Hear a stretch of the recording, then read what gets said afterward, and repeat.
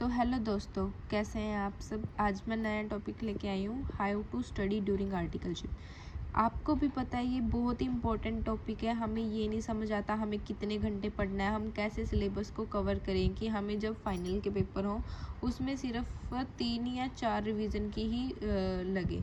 तो उसमें मैंने एक शेड्यूल बनाया था जो मैंने अपने टाइम पे किया था कि मैं कैसे पढूँ। जैसे अब हम जैसे 10 से 6 तक तो हमें आर्टिकलशिप पे ही जाना होता है। हमारे में आगे इतनी हिम्मत नहीं होती कि हम आगे पढ़ें। हमें पढ़ना भी पड़ता है, देखो मजबूरी है, अगर हमें पास होना है, रैंक लेके आना है तो हमें पढ़ना तो पड़ेगा।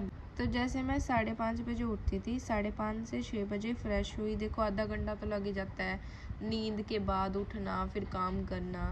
तो 6 से मैं 8:30 बजे तक मैं पढ़ती थी, मतलब जो भी पर्टिकुलर सब्जेक्ट लिया था उसकी क्लास देखती थी।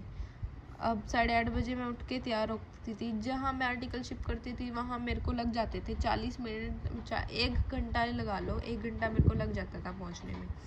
तो मैं 8:30 बजे या 8:40 में निकलती थी। 8:40 में मैं 9 बजे मुझे बस मिलती थी।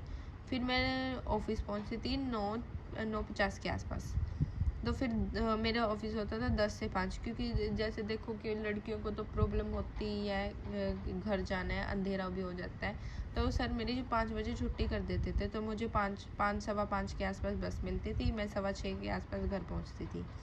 अब ये तो है नहीं कि हाँ हम घर पहुँचे तो तभी बैठ गए पढ़ना। देखो इतना ये पॉसिबल भी नहीं है कि एक पूरा दिन ऑफिस में काम करना फिर आके सीधा पढ़ना। तो मैं 6 सवा 6 बजे पहुंचती थी। उसके बाद मम्मी के साथ भी हेल्प करना पड़ता है।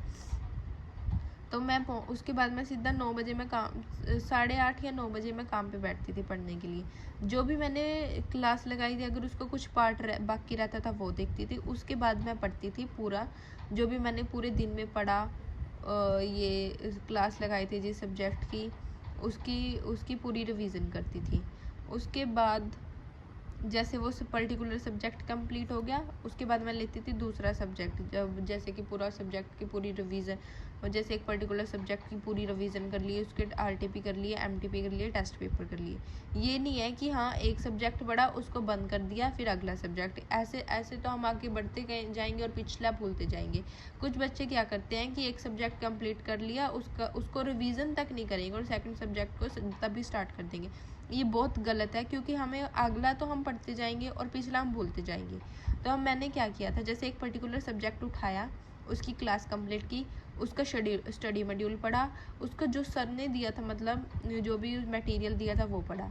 उसके बाद मैंने उसकी की थी एमटीपी, आरटीपी, प्रीवियस ईयर। ये तो बहुत इंपॉर्टेंट है। इनकी रिटर्न प्रैक्टिस की थी, बिना रिटर्न प्रैक्टिस से नहीं हो सकता, ये मेन फैक्टर है। रिटर्न प्रैक्टिस बहुत ही ज़्यादा इंपॉर्टेंट है, ठीक है। और जैसे कि उस टाइम पे टेस्ट पेपर्स तो चलते रहते हैं, test series subject wise, chapter wise. तो मैंने जैसे पूरा सब्जेक्ट कंप्लीट किया, फिर उसके बाद मैंने ली उसकी टेस्ट सीरीज चैप्टर वाइज, हर एक चैप्टर को किया, उसकी टेस्ट दी। फिर उसके बाद मैंने उठाया सेकंड सब्जेक्ट भी ऐसे किया। उसके बाद उठाया थर्ड सब्जेक्ट। जैसे पर्टिकुलर एक ग्रुप कंप्लीट हो गया, अब 3 पेपर होते हैं ग्रुप में, फिर उस पूरे ग्रुप का मैंने टेस्ट दिया, तभी फ़ायदा है, नहीं ऐसे तो हम भूलते जाएंगे।